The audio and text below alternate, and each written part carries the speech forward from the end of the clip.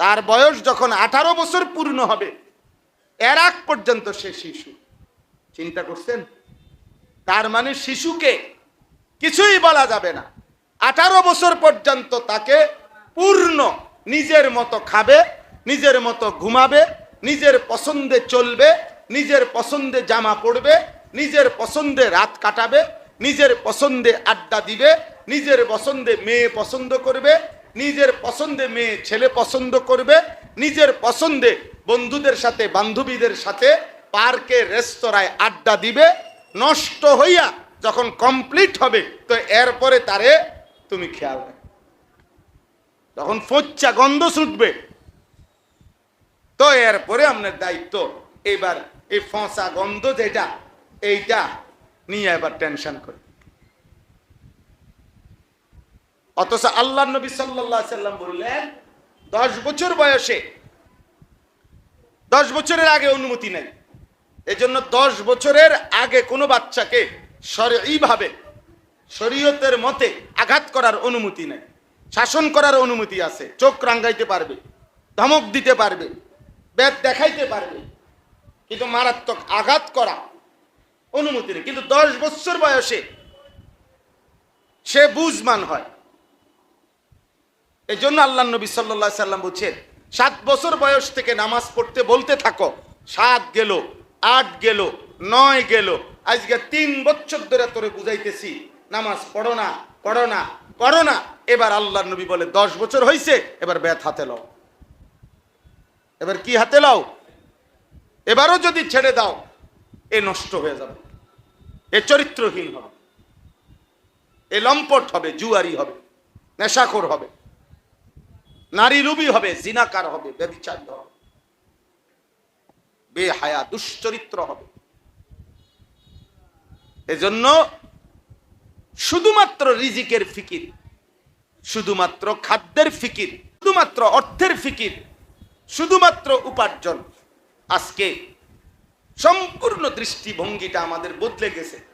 এই ছেলেরা তোমাদেরকেও বলি বাবা, বেঈমান তোমাদেরকে মোবাইল হাতে তুলে দিয়ে তোমাদেরকে নিজের হাতে তুলে দিছে, তোমাদের আর বুঝায় দিছে তোর কোনো মা নাই, তোর কোনো বাবা নাই, তোর কোনো আল্লাহ নাই, তোর কোনো রাসূল নাই, তোর কোনো ধর্ম নাই, তোর কোনো দেশ নাই, রাষ্ট্র নাই, তোর কোনো সমাজ নাই, সভ্যতা নাই, তোর কোনো সংস্কৃতি নাই, আখলাক নাই। মোবাইলে যা তোর কাছে আসবে এটাই তোর জীবন। হাসবা তো মোবাইলে যেভাবে হাসে, কাঁদবা মোবাইলে যেভাবে কাঁদে, পোশাক পরবা মোবাইলে যেই পোশাক সাজেস্ট করে, পরামর্শ দেয়, জুতা কিনবা মোবাইলে যেই জুতা কিনতে বলে, দাড়ি রাখবা না মোবাইলে যেটা বলে, ডিজাইন কেমনে চুলের করবা মোবাইলে যেটা বলে। বেঈমান আজকে কোটি কোটি সন্তানকে বুঝাই দিছে যে তোর মোবাইল আর তোর জীবন। আমাদেরকে আর মাথার মধ্যে একটাই ঢুকাইছে যে জীবন মানে উপার্জন। বেঁচে থাকার অর্থ হইল হালাল হোক হারাম হোক, ভদ্রতা হোক আর অভদ্রতা হোক, জায়েজ হোক না জায়েজ হোক, সততা হোক আর দুর্নীতি হোক, উপার্জন চাই। কি লাগবে? টাকা লাগবে। কি লাগবে বলেন? টাকা লাগবে, টাকা লাগবে। হ্যাঁ, ভোগ, এত বড় দুনিয়া ভোগ করতে হইলে, আধুনিক এই দুনিয়াকে ভোগ করতে হলে বর্তমানে টাকাই তো লাগবে, টাকাই তো লাগবে, টাকা লাগবে প্রচুর পরিমাণে।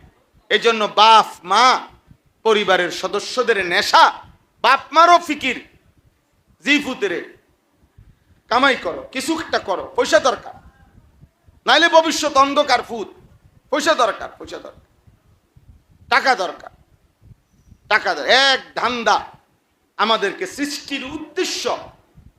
আজকে ইউরোপের, আমরা নিজে বইতে পড়ছি ভাই, ইউরোপের কথা হলো মানুষ সৃষ্টির উদ্দেশ্যই হলো উপার্জন, টাকা, সম্পদ লাগবে। হ্যাঁ, এটা এরা বলে ইউরোপিয়ানরা, মানে টাকাকে বলে সেকেন্ড গড, দ্বিতীয় খোদা। নাউজুবিল্লাহ। টাকা আছে, সব আছে, টাকা নাই কিছুই নাই। টাকাই জীবন, টাকাই স্বপ্ন, টাকাই বেঁচে থাকা, টাকার জন্যই তোমার জীবন। হালাল হারাম কিছু নাই। আস্তাগফিরুল্লাহ। অথচ আল্লাহ তাআলা কুরআনুল কারীমের মধ্যে আল্লাহ বলছেন, না বান্দা, বানাইছি আমি, আর কি উদ্দেশ্যে বানিয়েছি সে তো আমি বলছি। ওমা খালাকতুল জিন্না ওয়াল ইনসা ইল্লা লিয়াবুদুন, আমি তো ইবাদতের জন্য বানাইছি। দুনিয়া আমি এমনিই দেব, কামরা কামরির কিচ্ছু নাই, বরাদ্দকৃত দুনিয়া আমি পৌঁছায় দেব, আমি আল্লাহই পৌঁছাবো।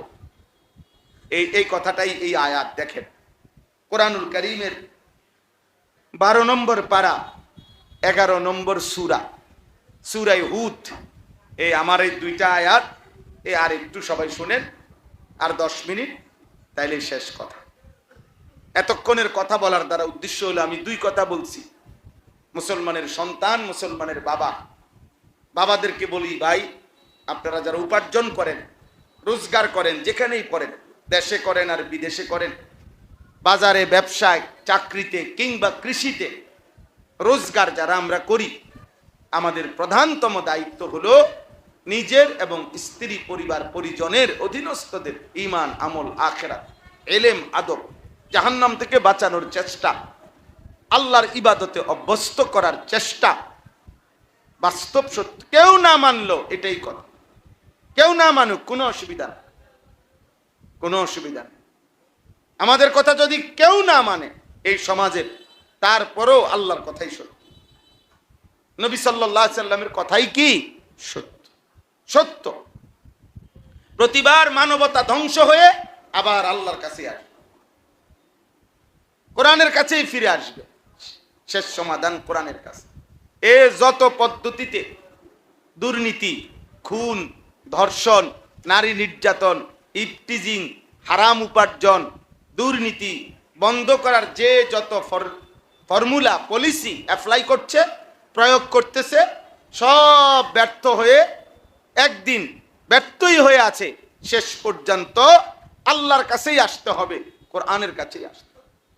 সমাধান এখানে, সমাধান এখানে, সমাধান এখানে। ইচ্ছা করে আপনি, আজকের মানুষ হাজারো দুনিয়া লুবি বুঝতে চায় না, ইচ্ছা করেই বুঝতে চায় না। হ্যাঁ বুঝে, সমাধান এখানে। কত জনের কত বুদ্ধি, কত ফর্মুলা প্রয়োগ করলো, কত দেশের কত আইন ফলো করলো, কিন্তু কোরআনুল কারীমের আইন, শরিয়ার আইন, এটা ফলো করে দেখো। 6 মাস, অসুবিধা কি? কার্যকর না হইলে পরে বাদ দিয়ে দিও আবার। বোঝেন নাই কথাটা? না, এটার কথা আগাইতেই দেয় না। এই কিছুদিন আগে আপনার রামিসা, একটা মেয়ে 8 বছরের, যে ধর্ষণ এবং হত্যা হলো, তার কল্লা শরীর থেকে কাইটা ফেললো। তো এই মেয়েটার নিয়ে সারা বাংলাদেশে উত্তাল হয়েছিল। তখন অসংখ্য আলেম বলেছিল যে শরিয়া আইন, ধর্ষণের, বেবিচারের বা ধর্ষণের শরীয়তে যে আইনটা, এই একটা আইন কার্যকর করে দেখেন, পরীক্ষামূলক দেখেন, সমাজ থেকে ধর্ষণ বন্ধ হয় কিনা। কোনোভাবেই এটারে সাইড দেন। অসংখ্য নাস্তিক, আল্লাহদ্রোহী দুশ্মনরা এমন ধাক্কা দিছে, এটাতে তছনছ করে লেগেছে। না, এটা হইতো না, এগুলো এখন চলে না, এগুলো এখন চলে না। ওই পুরান সিহুলি, পুরান কাহিনী, আগের ওই এইটা এটা টোয়ায়। সমাধান আছে যেখানে, ওইতে খুলবে, যেখানে সমাধান নাই ওইখান থেকে কি তালাশ। আমি রাজনীতির হিসাবে বলতেছি না, আমি রাজনীতির মানুষ, সারা বাংলাদেশ জানে। আমি রাজনীতির হিসাব করতেছি, আমি আওয়ামী লীগ, বিএনপি বলতেছি না, আমি জামাত ইসলাম জাতীয় পার্টি বুঝাইতেছি না। আমি বুঝাইতে চাচ্ছি আল্লাহর বিধানও পরীক্ষামূলক ঠিক আছে। যে হুজুররা যেন এত কয়, আচ্ছা চাই না 6টা মাস, না হইলে আবার স্টপ করে দিয়েন। 5 ওয়াক্ত নামাজকে বাধ্যতামূলক করা হোক। তো এই সমস্ত ছেলেদের চুল, চেহারা আর এই অসভ্যতা 6 মাস লাগবে না ঠিক হইতে, ইনশাআল্লাহ।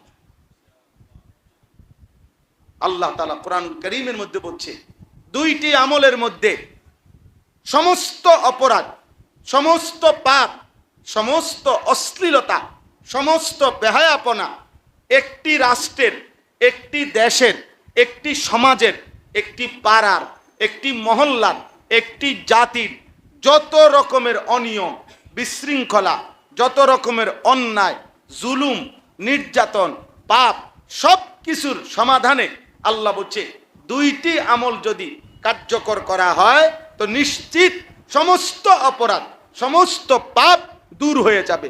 আল্লাহ এটা ওয়াদা দিছে কোরআনে। সেই দুইটা আমল কি? একটা হলো কোরআনুল কারীমের বিশুদ্ধ তেলাওয়াত, শতভাগ মুসলমান কোরআন বিশুদ্ধ পড়তে হবে। 2, শতভাগ মুসলমান 5 ওয়াক্ত নামাজ পড়তে হবে। নামাজ পড়বে 100-তে কতজন? 100 জন। কোরআন পড়বে 100-তে কতজন? সাহাবায়ে কেরাম নামাজ পড়তেন 100-তে কতজন? বলেন। সাহাবায়ে কেরাম আল্লাহর কোরআন পড়তেন প্রতি 100 জনে কতজন? এই বুঝছেন নিশা। উতলু মা উহিয়া ইলাইকা মিনাল কিতাব ওয়া আকিমিস সালাহ ইন্নাস সালাতা তানহা আনিল ফাহশাই ওয়াল মুনকার। এইটাই সমাধান। সূরা আনকাবুত 21 নম্বর সূরা, 21 নম্বর পারা, 45 নম্বর আয়াত। এই একটি আয়াত এই পৃথিবীর সংশোধনের জন্য যথেষ্ট। আর লাগবে না। কোরআনুল কারীমের আর আয়াতও যদি না থাকতো, এই একটা আয়াতে যথেষ্ট। শতভাগ ইমানদার কোরআন পড়বে, শতভাগ ইমানদার নামাজ পড়বে। নামাজ পড়বে না, এখানে যতই বলেন আপনি দুষ্টরা, পাপী, নাফরমানরা এটা হতে দিবে না, এটা হতে দিবে না, এটা হতে দিবে না। বারবারই আপনার বারবারই মাথা আলগি দেয়, বারবারই এটা বলে গানের শিক্ষক দরকার, নাচের শিক্ষক দরকার, ড্যান্সের শিক্ষক দরকার। গান কেন, নাচ কেন, শতভাগ ছেলে মেয়ে কেন নাচতেছে না এখনো বাংলাদেশে? শতভাগ ছেলে মেয়ে কেন গান গায় না, নাচে না? এটা নিয়ে অনেকের পেরেশানির শেষ নাই। কিন্তু শতভাগ মুসলমানের বাচ্চা কেন আল্লাহর কোরআন পড়তে পারে না, এটা নিয়ে কোনো শব্দ উচ্চারণ নাই। আফসোসের ব্যাপার, আফসোস। বাংলাদেশে মাত্র 30 লক্ষ মুসলমান সন্তান মাদ্রাসায় পড়ে। জরিফ এটা, মাত্র 30 লাখ। কওমি আলিয়া বিল্লাহ, সরকারি মাদ্রাসা কওমি মাদ্রাসা মিলে 30 লাখ মাত্র। কমপক্ষে 5.5 কোটি সন্তান বাংলাদেশে স্কুলে পড়ে, general line, school, college, university. 5.5 কোটি সন্তানের ছেলে মেয়ের মধ্যে একেবারে যদি 1 কোটিও হয় বিধর্মী, আমি বাদ দিলাম, তারপরও 4.5 কোটি, বুঝেন নাই? 4.5 কোটি ইমানদার মুসলমানের ছেলে মেয়ে স্কুলে পড়ে, কলেজে পড়ে, ইউনিভার্সিটিতে পড়ে। এই 4.5 কোটি ইমানদার মুসলিম ছেলে মেয়ের কোরআন শিখার ব্যবস্থা কি? 5 ওয়াক্ত নামাজের ব্যবস্থা কি? আমার একজন আপনজন 11 বছর একটি শিক্ষা প্রতিষ্ঠানে স্কুলে 11 বছর উনি, আমার পরিচয়, আমার আত্মীয়র মধ্যে 11 বছর ধর্মীয় শিক্ষক হিসাবে, ধর্মের শিক্ষক হিসাবে চাকরি করছে।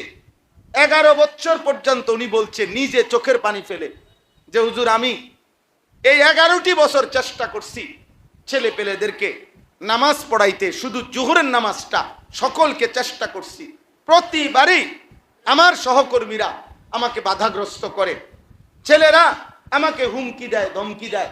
শেষ পর্যন্ত উনি লজ্জায় নিজের চাকরি ছেড়ে দিছে, বলছেন আমি আর এই চাকরি করব।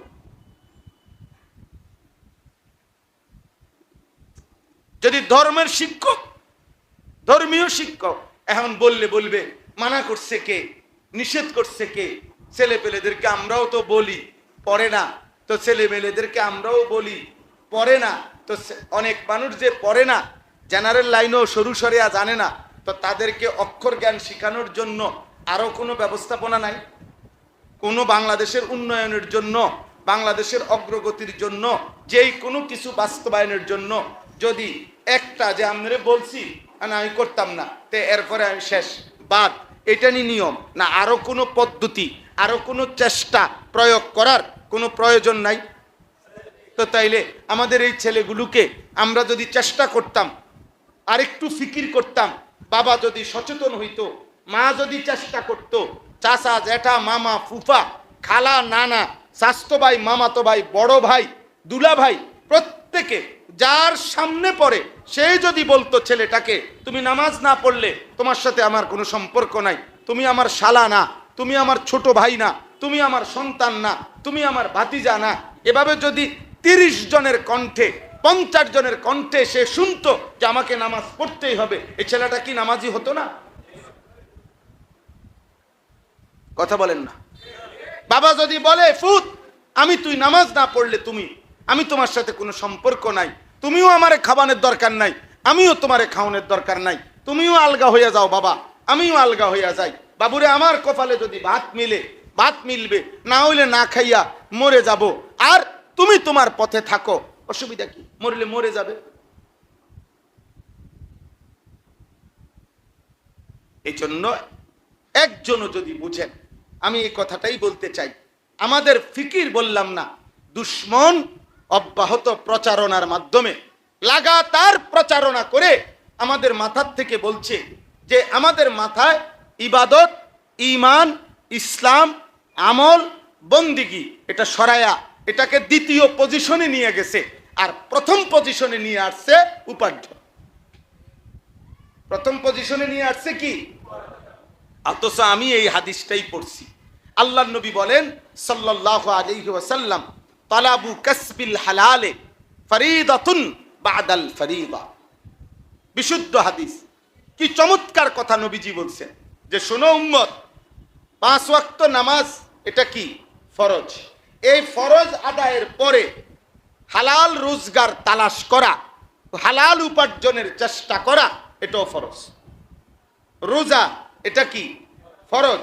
রোজা আদায়ের পরে হালাল উপার্জন চেষ্টা করা, এটাও ফরজ। হজ এটা কি? ফরজ।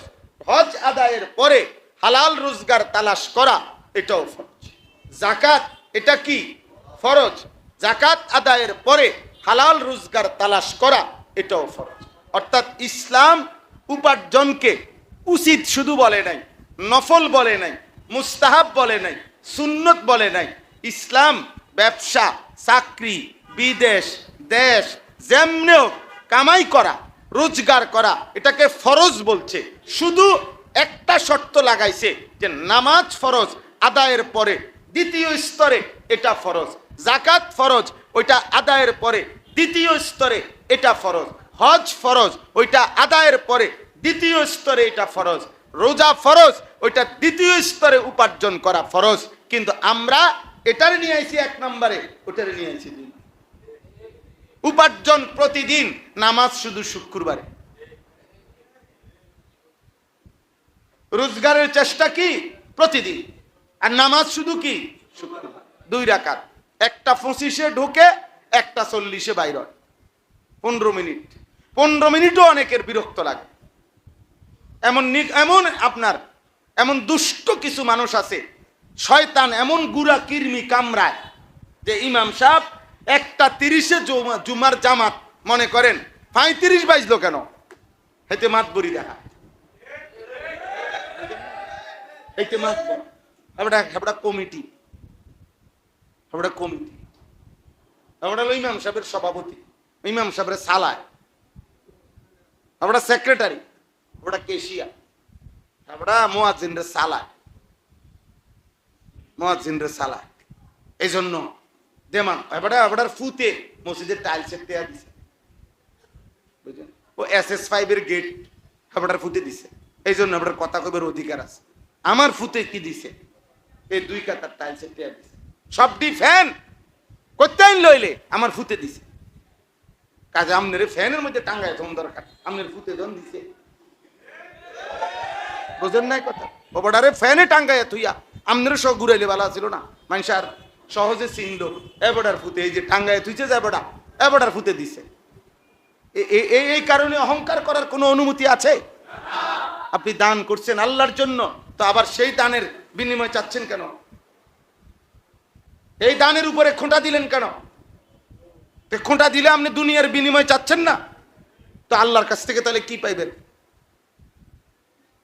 চলেন, অতএব আজকে এটাই কথা যে আল্লাহ তাআলা এখানে বলছে, দেখেন তরজমাটা শুনেন, ওমা মিন দাব্বাতিন ফিল আরদ ইল্লা আলাল্লাহি রিজকুহা।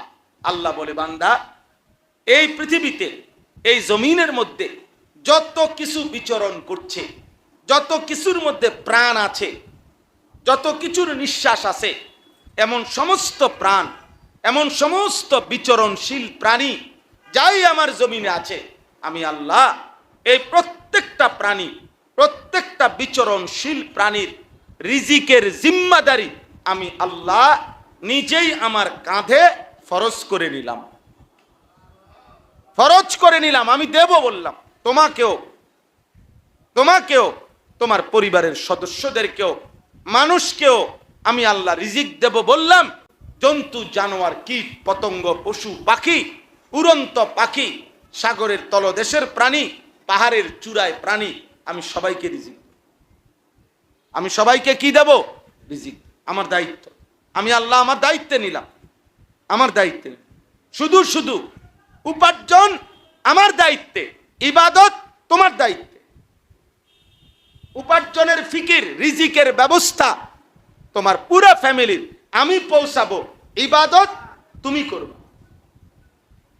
তুমি 1 নম্বরে 2 নম্বর বানাইও না, 2 নম্বরে কি বানাইও না, 1 নম্বর বানায়। আমরা উল্টায় ফেলছি, উল্টায় ফেলছি। এমন বহু বাপ আছে, এ ব্যবসা করে, চাকরি করে, দোকানদারি করে, জিগায়েন এবারে জিগান যে আপনি গত 6 মাসে বলতে পারবেননি আপনার ফুতেরে কোনোদিন আপনি নামাজের কথা দূরে থাক খবর লইছেন? আপনারা জানেও না হাতের ফুতে কি করে।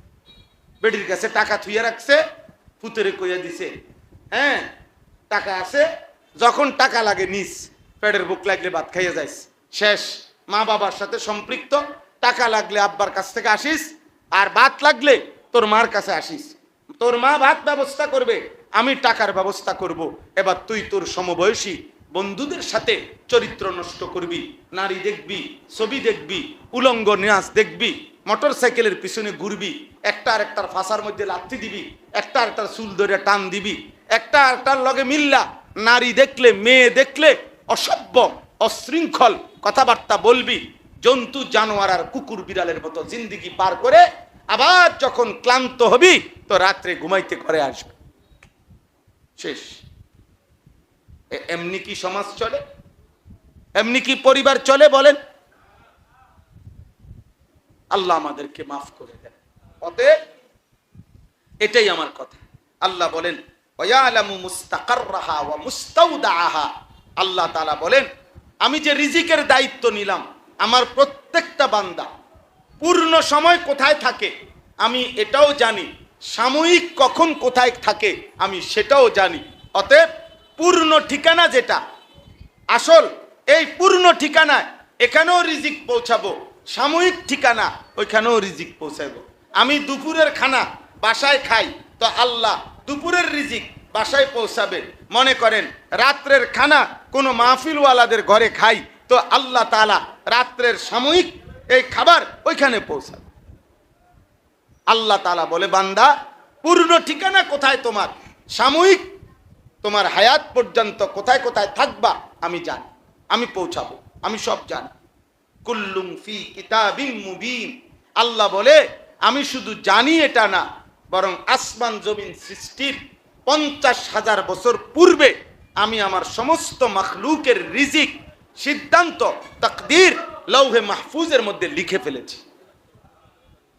তাইলে আমরা কে কখন খাবো, ঘুমাবো, নিঃশ্বাস নেব, আমাদের এই কথা আল্লাহ তাআলা আসমান জমিন সৃষ্টির 50,000 বছর আগেই লিখে রাখছে। তাহলে আমাদের এত টেনশনের কি, আমাদের এত পেরেশানির কি? এবার দেখেন শেষ কথা, আহুয়াল্লাযী খালাকাস সামাওয়াতি ওয়াল আরদা ফি সিত্তাতি আইয়ামিন ওয়া কানা আরশুহু আলাল মা। আল্লাহ তাআলা বলেন, আল্লাহই 7 আসমান জমিন 6 দিনে সৃষ্টি করেছেন। যখন আসমান জমিন বানান নাই, আল্লাহর আরশ পানির উপরে ভাসমান ছিল। এরপরে 6 দিনে আসমান জমিন সৃষ্টি করলেন। আল্লাহ বলেন, তাইলে 7 আসমান জমিনের যত কিছু আছে, চন্দ্র, সূর্য, গ্রহ, নক্ষত্র, আলো, বাতাস, আসমান জমিন, খাদ্য, খাবার, ক্ষেত, ফসল, ফুল, ফল, পশু, পাখি, জীব, জন্তু, জানোয়ার, সবই তো আল্লাহই বানাইছেন, আল্লাহই বানাইছেন। তো আল্লাহ বলেন, এই সব আমি বানাইছি। এখন প্রশ্ন হলো, আমি তোমাকে কেন বানাইছি? লিয়াবলুয়াকুম আইয়ুকুম আহসানু আমালা। রিজিক আমি দেব। তুমি 24 ঘন্টা পুরা হায়াত কোথায় কোথায় থাকো আমি জানি, আমি পৌঁছাবো। আমি সব সৃষ্টি করেছি। তুমি কোনো টেনশন করো না যে বাংলাদেশে থাকলে না আপনি আমারে খাওয়াইতে পারছেন, আমি যদি সৌদি আরব যাই আল্লাহ আপনি আমারে খাওয়াইবেননি। আল্লাহ বলেন, কখন তুমি সৌদি আরব থাকবা আমি তাও জানি, কখন তুমি বাংলাদেশে থাকবা আমি তাও জানি। সব আমার দায়িত্ব। শুধু তোমাকে আমি বানাইছি পরীক্ষা করার জন্য আখিরাতের আমলটা কতটা সুন্দরভাবে তুমি দুনিয়ায় করছো এইটা।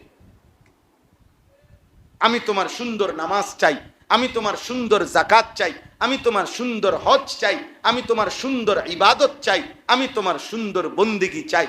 আমি চাই নামাজ পড়ো সুন্দর করে, জিকির করো সুন্দর করে, কোরআন পড়ো সুন্দর করে, বন্দেগী করো সুন্দর করে। দুনিয়ার রিজিক আমিই দেব, আখিরাতের জান্নাত আমিই দেব। সুবহানাল্লাহ। আল্লাহ তাআলা এবার শেষ কথা বলে, ওয়ালা ইন কুলতা ইন্নাকুম মাবউসুনা মিন বাদিল মাউত লা ইয়াকুলান্নাল্লাযীনা কাফারু ইন হাদা ইল্লা সিহরুম মুবিন। এই দেখেন আল্লাহ তাআলা বলেন, হে নবী, নাফরমান, বেঈমান, পাপীদেরকে আপনি যখন বলবেন যে দেখো এই দুনিয়া এখানেই শেষ না, আমাদেরকে পুনরায় মৃত্যুর পূর্বে পরে আল্লাহর আখিরাতে উঠতে হবে, আল্লাহ বলে দেখবেন প্রত্যেক বেঈমান এ কথা বললেই বলবে এগুলো জাদুকরি কথা, এগুলো তন্ত্র মন্ত্রের কথা, এগুলো ভুয়া কথা, এগুলো বেহুদা কথা। জীবন এটাই, খাও দাও ফুর্তি করো, নাচো গাও, দুনিয়া ভোগ করো, মরিলে সব শেষ। এজন্য কেউ মুখে বলে, কেউ মুখে বলে না, কিন্তু মনে রাখবেন প্রত্যেক পাপী, বেনামাজি, নাফরমান, হারামখোর, প্রত্যেক নিকৃষ্ট পাপী যারা ধারাবাহিক যারা পাপ করছে, টানা নামাজ পড়ে না, নিয়মিত নামাজ পড়ে না, নিয়মিত সুদ খায়, নিয়মিত নারী দেখে, নিয়মিত উলঙ্গ ছবি দেখে, আপনি তার কলজা খুললে এটাই খুঁজে পাবেন, ওই আসলে আখিরাত বিশ্বাস করে না। হ্যাঁ, কয় না, আর কি কয় না। এই ছেলে পেলে যেগুলো এক ওয়াক্ত নামাজ পড়ে না, বাস্তব সত্য হইল এদের কলিজার ভিতরে আখিরাত। ওই দেন ওই ছেলে হাসে, ওই দেখেন, ওই দেখেন, দেখছেন, দেখছেন না আপনি ভাই? মূল বিষয় হলো তার ভিতরে এক জাররা কোনো আসর করে না। বুঝাইলাম আর দেখাইলাম নমুনা, এটাই বাস্তবতা। প্রত্যেক পাপী বেনামাজি তার সবচেয়ে বড় লানত তার উপরে সবচেয়ে বড় গজব যে সে আখিরাত বোঝে না। হে ভাত চিনে, মাছ চিনে, বেড়া চিনে, বেড়ি চিনে, নারী চিনে, ছবি চিনে, শাহওয়াত বোঝে, সব বুঝে, সে শুধু কি বুঝে না? আখিরাত বুঝে। সে শুধু আখিরাত বুঝে না, অথবা বুঝেও না বুঝার ভান করে। অতএব আজকে এতটুকুই কথা, এই শেষ কথা। এটা ছেলেরা বাবা কেউ না শুনেন, আমি আগেও বলছি, আমি প্রতিদিন আলহামদুলিল্লাহ কমপক্ষে আল্লাহর দয়ায় আজকে 22 বছর আল্লাহর কথা বলার আল্লাহ তৌফিক দিছেন। এতটুকু আমার এই বলা আমি বলে যাই, কিন্তু এটা মনে রাখেন, বেঈমানদের কাছে, দুনিয়ার লুভিদের কাছে, পাপীদের কাছে জীবন মানে উপার্জন, আর ইমানদারের কাছে জীবন মানে ইবাদত। আজকের কথা এটাই। নাফরমানের কাছে জীবন মানে কি? উপার্জন। এক বেলা উপার্জন, এক বেলা বিনোদন, এক বেলা কামাই করে, এক বেলা ভোগ করে। আর ইমানদারের কাছে 24 ঘন্টা ইবাদত। ইবাদত সে বুঝে আমার রিজিক আসবেই, যা আসার তা আসবেই, আমাকে আমার বন্দিগি করে যাইতে হবে। যে বেলা খাইছি পেট ভরে অসুবিধা কি, যে বেলা খাই নাই পেট ভরে, অসুবিধা কি? আমার জন্য যা বরাদ্দ তাই খাবার, বরাদ্দ থাকলে মিলবে, বরাদ্দ না থাকলে অভুক্ত থাকবে, কিন্তু আমাকে আমার আল্লাহর বন্দিগি করেই যেতে হবে। আল্লাহ তাআলা আপনাদেরকে তৌফিক দান করেন, আল্লাহ তাআলা যুবকদেরকে কবুল করে নেন। এই মাদ্রাসায় নূরে মদিনা আল্লাহ তাআলা কবুল করে নেন। এই মাদ্রাসায় আমি এই পর্যন্ত 4-5 বার মনে হয় আসছি, ওইখানে মাহফিলে বয়ান করছি, আরো অনেকবার আসা হয়েছে। আলহামদুলিল্লাহ, মাওলানা অনেক ফিকির করে, ছোট্ট জায়গার ভিতরে হলেও কষ্ট করে। আল্লাহ তাআলা মাদ্রাসাকে কবুল করেন, মাদ্রাসার তামাম জরুরত আল্লাহ পূরণ করে দেন। ছেলেরা, বাবা তোমাদেরকে বলি, আব্বা কারো যদি বুঝে ধরে, দোস্ত আমার, বেঈমানের মতো চুল রাইখো না, কাফের মুশরিকদের মতো নিজের জীবন সাজাইও না। বেঈমানের জীবন সুন্দর না রে আব্বা, বেঈমানের জীবন সুন্দর না, বেঈমানের চুল সুন্দর না, বেঈমানের আখলাক সুন্দর না। মুসলমান অনেক দামি নিয়ামত, মুসলমান অনেক দামি পরিচয়, এমন শ্রেষ্ঠ পরিচয়, নিজের হাতে নিজে ছেড়ে দিও না, ফেলে দিও না, ফেলে দিও, ফেলে দিও না। যাকে আল্লাহ ঈমান দেয় নাই সে হাসরের ময়দানে বুঝবে কি পরিমাণ আহাজারি করবে। আর আমাদেরকে আল্লাহ ঈমান দিছেন, মুসলমানের ঘরে জন্ম দিছেন, বাবা মা মুসলমান বানাইছেন আমাদেরকে। অতএব এত বড় নিয়ামত হাতে ধরা, আল্লাহর দেওয়া নিয়ামত যদি ফেলে দেই, আল্লাহ আপনার ঈমানও লাগবে না, ইসলামের পরিচয় লাগবে না। আফসোসের বিষয়, আফসোসের বিষয়, আফসোসের। আর্জেন্টিনা আমাদের কেউ না, ব্রাজিল আমাদের কেউ না। ভাইয়া বিশ্বাস প্রকাশ্যভাবে এই পৃথিবীর সর্বনিকৃষ্ট বেঈমান, এই পৃথিবীতে, এই বিশ্ব মানবতার 800 কোটি বিশ্বের মানুষের সবচেয়ে বড় শত্রু, মানবতার সবচেয়ে বড় শত্রুর নাম হলো ইসরায়েল। হ্যাঁ, এই ইসরায়েলের কুত্তাদেরকে, ইসরায়েলের বেঈমানদেরকে এই পৃথিবীতে নগ্নভাবে সমর্থন করেছে আর্জেন্টিনা। আর আমাদের আপন না, ওরা আমাদের আপন না, কেউ না। ব্রাজিল আমাদের আপন না, অতএব এরা কেউই, আল্লাহই আমাদের সব, আমাদের ইসলামই আমাদের সব। একদিন বুঝবা, একদিন বুঝবা, সময় আসতেছে, সময় আসতেছে। সব দিন বেঈমানের সব লাফানি চলবে, এটা না আব্বা। ইমানের বিজয় হবে, মুসলমানের বিজয় হবে, কালিমার বিজয় হবে। আমি বলি শেষ কথা, তোমরা ছেলেদেরকে বলি, যারা মনে করতেছ এই মোবাইল, নারী, ছবি, নর্তকী, জিনা, ব্যভিচার, মদ, জুয়ার আড্ডায় মনে করছো মনে দুনিয়া ভাইসা গেছে এখানে, না, এটাও মনে রাখো, আল্লাহর এই জমিনে প্রতিদিন প্রতিদিন শত শত যুবক স্কুলের, কলেজের, ইউনিভার্সিটিরও প্রতিদিন আল্লাহর দিকে ফিরতেছে, তাহাজ্জুদের সেজদা করে, আল্লাহর কোরআন পড়ে, আল্লাহর দ্বীন বিজয়ের স্বপ্ন দেখে। ইনশাআল্লাহ খুব দ্রুতই, খুব দ্রুতই, খুব দ্রুতই মুখোমুখি হবে। দেখো সারা পৃথিবী ঈমানদার আর বেঈমান এই অল্প সময়ের ভিতরে মুখোমুখি হবে ইনশাআল্লাহ, ইনশাআল্লাহ। দেখেন আব্বা, দেখেন, আমরাও এই পৃথিবী নিয়ে বিশ্লেষণ করি, এই পৃথিবীর কি হইতেছে না হইতেছে সারা বিশ্বে, এটা আমরাও খোঁজ খবর রাখি। আমরা হুদা সিরা খাই না, আমরা সিরা খাই না শুধু।